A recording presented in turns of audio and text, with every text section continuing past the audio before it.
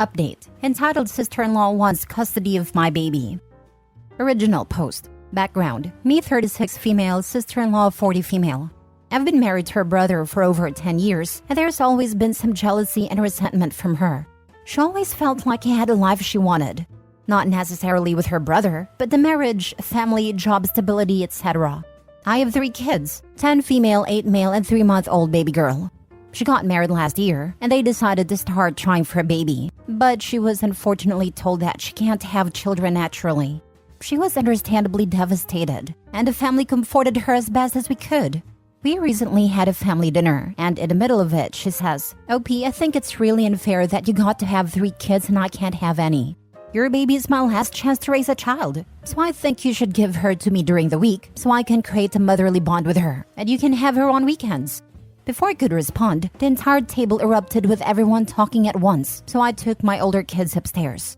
When I got back to the dining room, her husband was asking what the hell is wrong with her, and why would she even think to ask that? She was trying to justify herself when I asked them to leave. I also said that she's no longer welcomed at my house or around my children until she gets help. She started screaming that I don't deserve my life or my children, and that I stole her baby from her. Her husband and mother-in-law kept apologizing and dragged her out of the house still crying and screaming. Now my kids want to know why their aunt wants to take the baby. Now for the top comments before reading the update. Jesus, stay safe. At least the rest of the family recognize her craziness. I had the same thought. Usually in stories like this, the family backs the crazy one because they are the golden child, etc. It's because the sister-in-law showed her butt and OP has the actual grandkids. I don't know. My family would not support me if I pulled that with my sister-in-law. I think most normal people would be horrified. I don't think it's just because OP has the grandkids.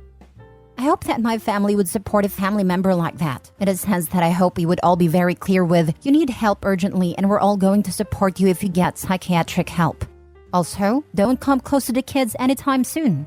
But then again, we are a tight-knit family for the most part, and if one of my loved ones went off the rails like that, I'd be very worried. Tough love all the way, but also try to get them help. But definitely back OP in the situation and remove sister-in-law from the house. Basically support OP, but also maybe not instant drop your daughter/wife if your husband/mother-in-law. And instead, talk to her into getting help. If she refuses help, then it's a different story.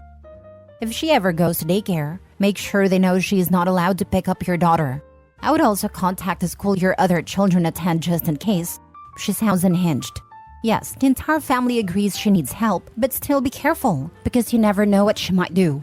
If you don't already have one, get a video doorbell. She's not on any of the pickup lists, but I'll take the advice and let the school and daycare know that she isn't to be in contact with my kids. Give them recent photos of sister-in-law so they know what she looks like. Edit. I've been reading the comments, but it's too many to reply to, so here are a few points. 1. We have a security system and cameras already installed and no one has keys to our house. 2. I will not be able to get a restraining order, as this one incident isn't enough to justify it. 3. My husband and I spoke to the older kids about it the same night, and we'll be having another talk with them to reinforce that sister-in-law is not a safe person anymore. 4. Our country does not have the right to bear arms, and I also have no interest in getting a firearm. 5. I'll be informing the school and daycare of the issue and giving them her photo. Now for the update. So my sister-in-law has been admitted to a psychiatric facility. In the comments of my previous post, I mentioned that her husband was seeking out counseling for them to deal with infertility prior to this incident. After the incident, he sought out a psychiatrist rather than a counselor, and they had a first session last week. I didn't get the specifics of what happened, but basically she made some statements that the psychiatrist felt indicated she was a danger to others, my baby and me, and she was placed under an involuntary hold. My brother-in-law has been nothing but apologetic through this entire ordeal, and he kept her away from us since the incident. Mother-in-law was staying with them to keep an eye on sister-in-law. She tried to leave the house in the middle of the night to see her baby. Also, brother-in-law found her researching how to induce lactation, and she said it was to make sure she can feed a baby properly when I come to my senses and give her up. From what brother-in-law has said, seeing me breastfeed is apparently what triggered the entire episode. It was the first time sister-in-law was around a baby for any length of time, and she was holding her when she got fuzzy because she was hungry. Naturally, it took her to feed her, and this made sister-in-law feel inadequate because it triggered a thought that she would never be able to do that, which led to the events of the last post. I'm grateful for all the advice that was offered on my last post, as some of it was really helpful. We won't be moving, as it's not feasible for us at the moment, but we have taken extra steps with security, both at home and a kid's school/daycare. This whole thing is taking a toll on the family, but mother-in-law, father-in-law, and brother-in-law are taking care of sister-in-law. And my husband and I are focused on ensuring the safety of our immediate family and minimizing the effect on the kids as much as we can. I'm glad your family took the initiative and got the help and the treatment your sister-in-law needs. And it's a good thing the entire family was keeping an eye on her. Otherwise, this would have been a different update. Unfortunately, it's going to be a while before sister-in-law is well enough to go out into society. Continue to keep your family safe. I'm sorry this happened to you and your children. I sadly know people with these kind of delusions, and I can tell you they don't let them out easily. And if they do, they need to be tracked and watched. I've also heard they can get some sort of house arrest. I just pray OP's family are safe and sister-in-law is taken care of.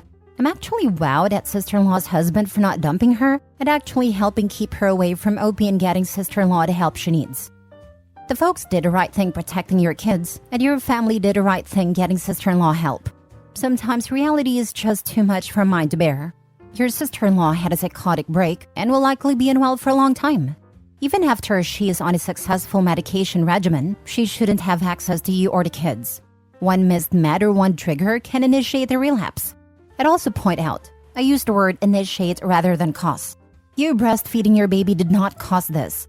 It may have initiated the initial break, but it did not cause this. You were not at fault. It's kind of heartbreaking and sad. Hope she gets well soon, but you need to keep your family safe. I really do hate to be the bearer of bad tidings, but please remain vigilant, OP. In North America at least, our system is so overloaded that people who need to be held longer are often released because there just isn't the space/resources. I hope your family has resources to make sure your sister gets the help she needs though, or to remove the niceties and double talk. I hear rich people can set up their relatives in fancy places where they need to be for their mental health. I hope your brother-in-law has the means to do this, for everyone's sake. A 3-day hold is only to start meds. Then they release you. You get no real help, so hopefully your family's vigilant. If she's still a danger to herself or others, they may not release her. I tried to unalive myself and was held for well over 90 days. I spent 30 days in hospital until I could be placed in a proper facility, then an additional 60+ days, which included a stint in physical rehab for the reason I tried to end it, before being placed in a step-down rehab facility. That included intensive mental health assistance, plus meds, until they were assured I was safe. Thank goodness we have a good health insurance. It didn't cost us anything beyond the inpatient confinement fee, which was a fraction of the entire cost. It's been just about 8 years now and the new meds work. So self-ending idea, my intrusive thoughts about self-harm make me recoil in horror and shove them away, just like I should. I'm doing incredibly well now, and things have been especially good lately.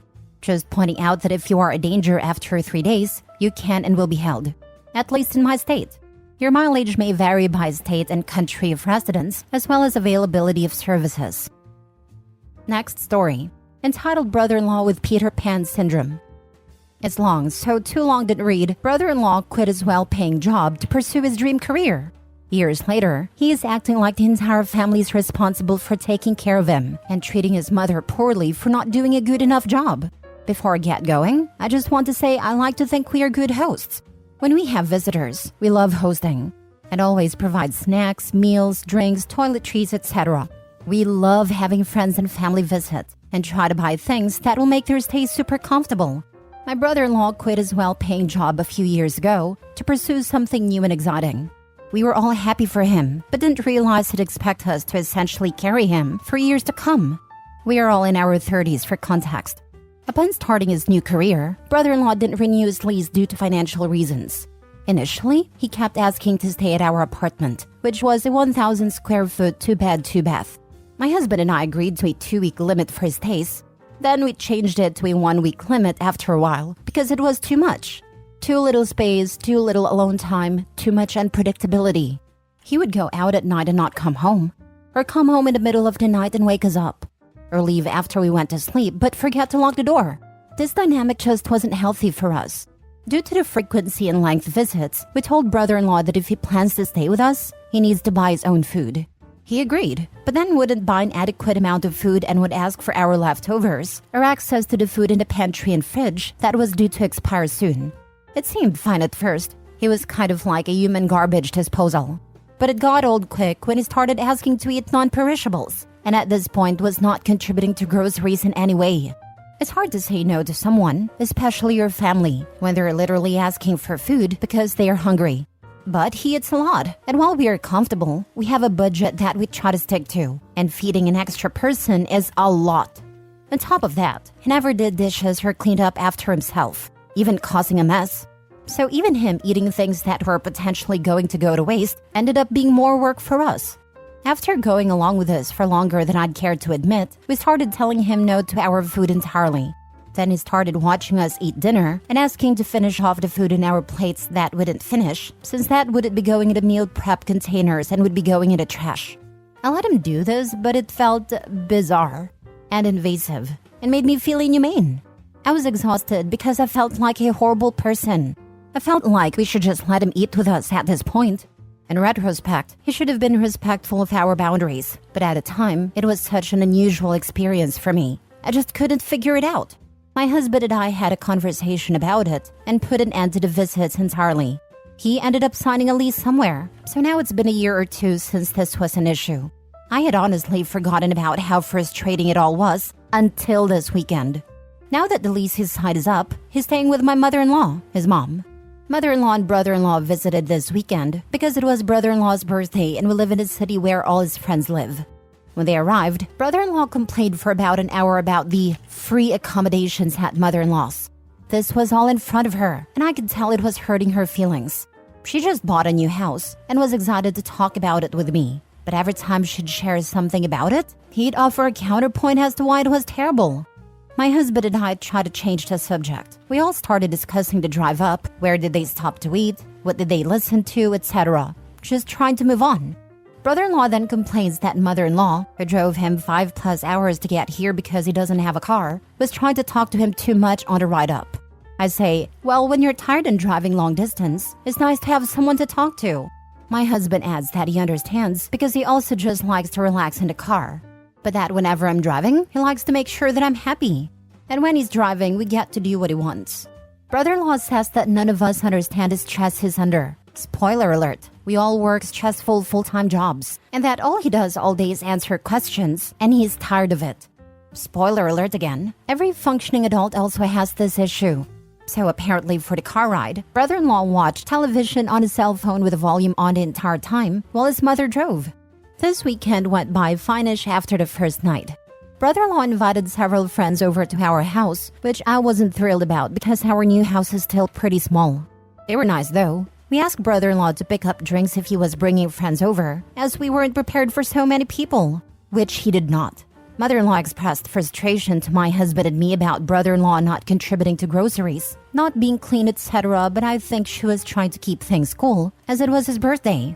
When it was time to leave, brother-in-law made mother-in-law wait an extra hour so he could finish his TV show. Then he asked her to help him pack his suitcase. Then he insulted her car. I had a conversation with my husband about it. It's not my family, so not my place to say anything to mother-in-law. But holy cow, what a weekend. It's brought up all my previous feelings, and I hate that my mother-in-law is dealing with this. I feel like the entitlement is just beyond anything I've ever experienced. My husband is already working on how he's going to address it, so I don't want to beat a dead horse with him. Just needed to vent a little more than I already did. Mother-in-law needs to stop enabling him. 100%, and she's not a pushover, so I'm surprised she let it get this far. I should have mentioned she is making him leave at the end of the month. Good for her, and do not let him even stay a night at your home. Yeah, I was just rage venting and forgot to mention that. My husband understandably loves his brother, so I have to be delicate with my anger. I would be so upset if roles were reversed, even if his complaints were true. We all have blind spots for our family. I'm glad he at least sees it too. I can relate. My brother-in-law treats my amazing mother-in-law horribly, and it is so frustrating. Right, I know not everyone has good parents, but I also know he does. And the older I've gotten, the more I've realized how valuable our time is with our parents. Mother-in-law apparently created this monster. She needs to deal with it. I mentioned in another comment that I forgot to say she's kicking him out at the end of the month. So that's good.